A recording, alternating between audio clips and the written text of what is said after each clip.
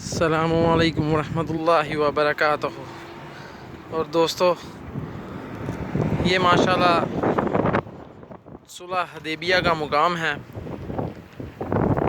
जहाँ पे मुशरिकीन मक्का के साथ नबी अकरम सल्लल्लाहु अलैहि वसल्लम का मुआहदा तय हुआ था।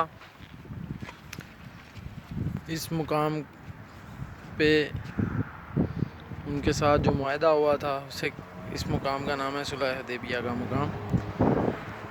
और ये कुआं है